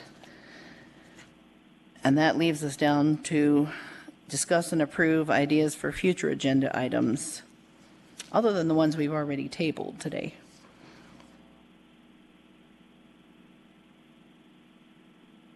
Anyone have any other ideas that we should add to?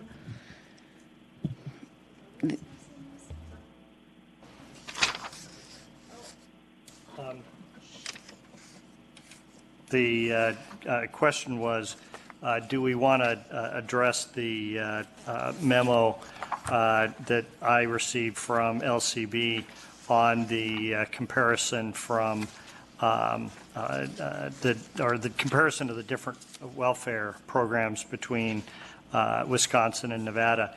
This was just a discussion point from the last meeting, that there was a question as to how do the two compare. So I just turned LCB on it, and this is from them. It didn't have a direct application to the calculations, but I thought there was an interest in, because the close proximity of welfare to child support and their interplay, that there was a question as to whether or not the child support paradigm that we're using, having come from Wisconsin, might actually have some different assumptions. So that's all this was about. This is just for information purposes only.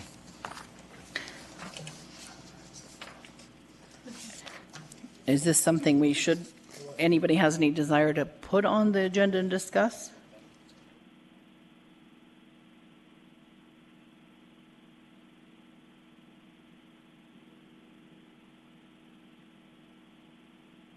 Hearing nothing, I assume not. Any other ideas for agenda items? It does seem to me that if we have a very specific proposal on item number 9, that's going to take up a large part of the agenda for the next meeting. It's a question of if we're going to have that. Well, I think Mr. Pickard has volunteered to make that happen, so I think we should just hold him to it since he's not paying attention. This is Karen from the DA's office. At some point, do you think we want to talk about whether we need, oh, I see here, the future meeting dates? Because I know we discussed the possibility that some months we only have one meeting, if we want to up it. Yeah, okay. So when is the, let's move on to that one. When is the next meeting? When do we have that scheduled? Is it April something, right?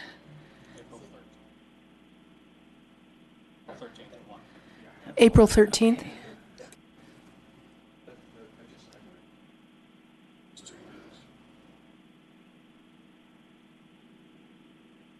And that is the only meeting we have scheduled in April? My recollection is that Chairwoman Surratt was going to take a look at dates and try and redo those. So perhaps we can remind her that we're looking to do that. But I think the next one on April 13th is probably close enough that we're still moving forward. And the one after that is May 4th, so there isn't a huge gap in between. Yeah. There might have been... I think some of the consideration was that we might need more than what we have. Yes.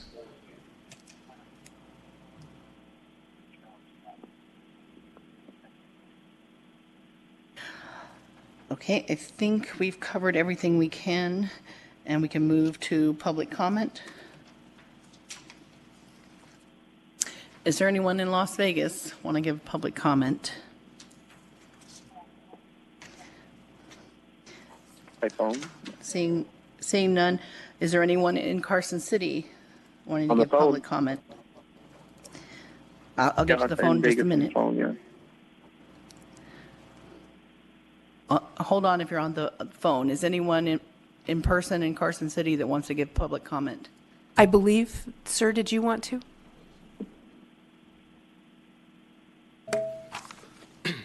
I was here earlier, Glenn Baker. I just wanted to make a comment on, I was on agenda item 8, which we briefly talked about, and it was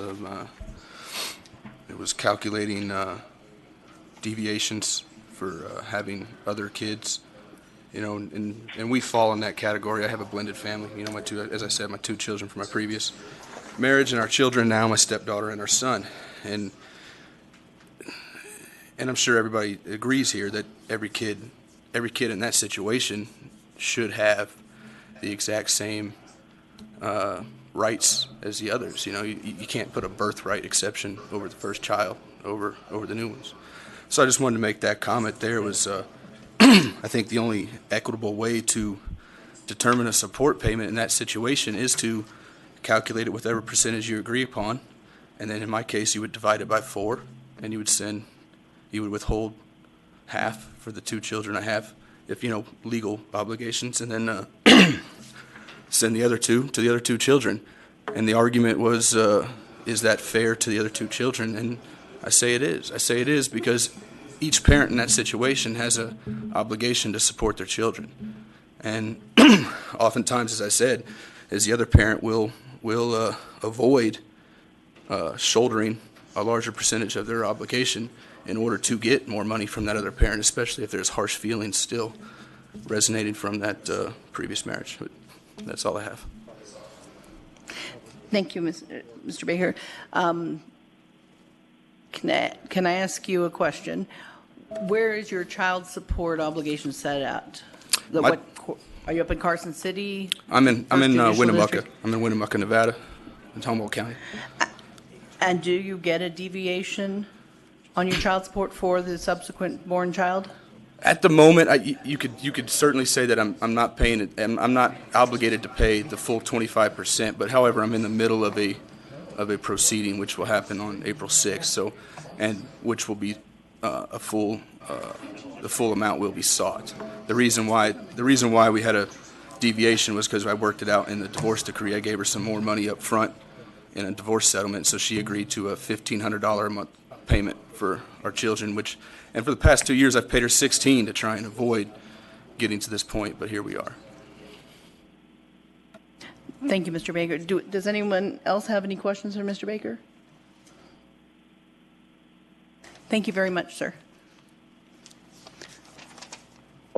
Is there anyone else in Carson City present that wants to give public comment?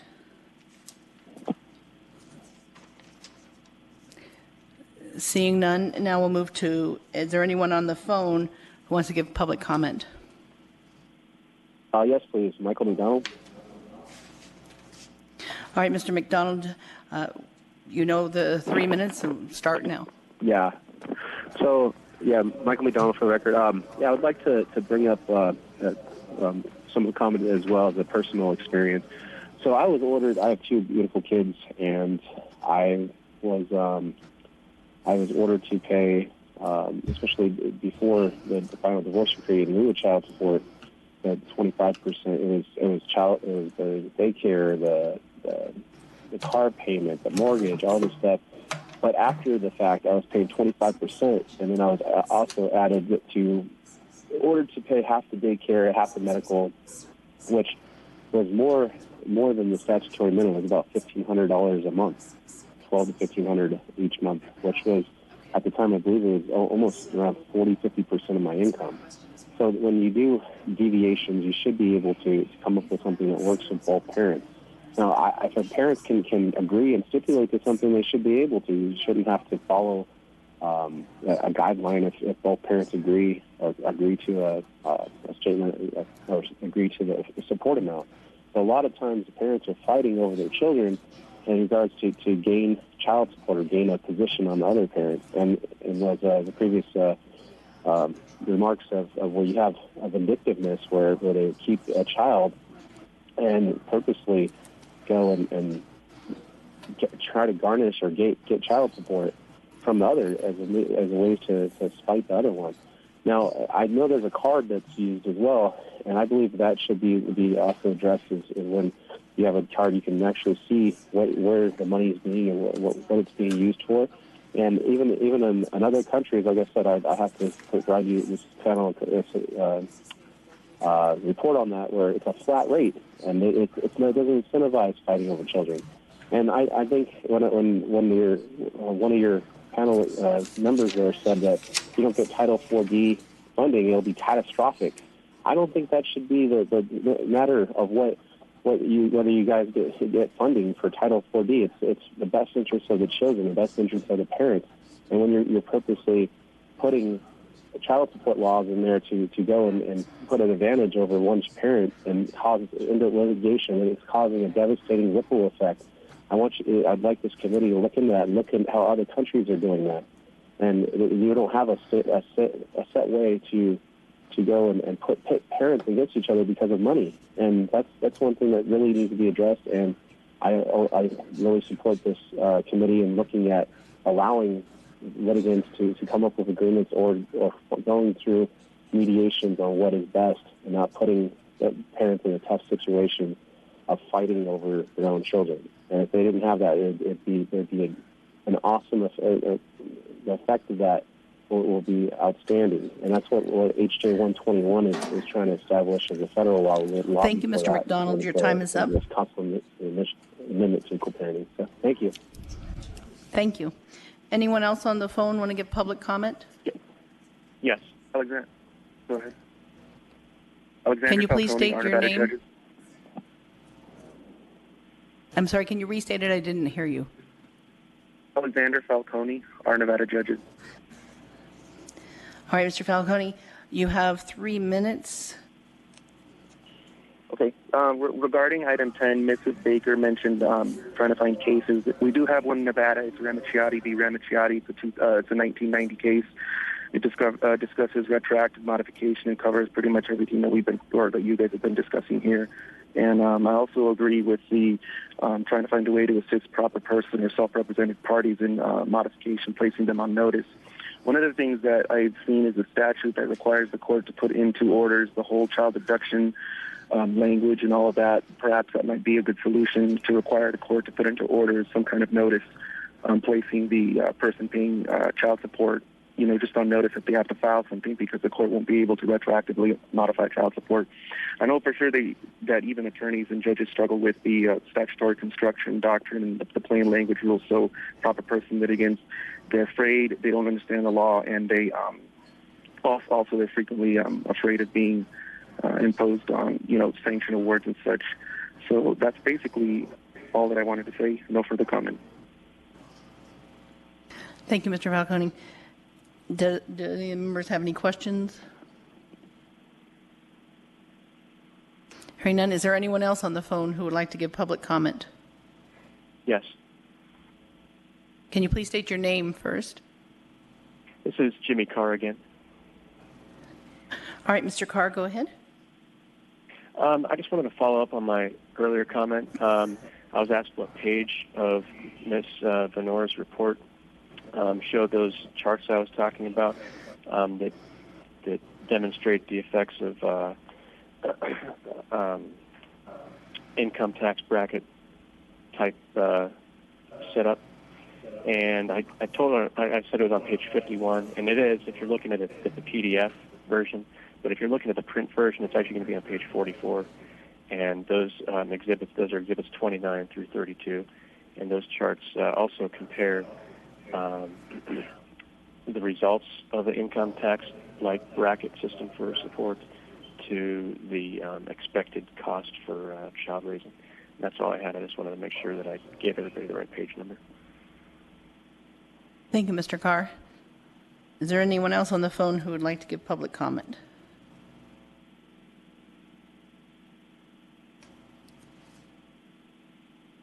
Hearing none, I'll take a motion for adjournment. So moved. So moved. Second. All in favor? Aye. Aye. Aye. Aye. Anyone opposed? And we stand adjourned.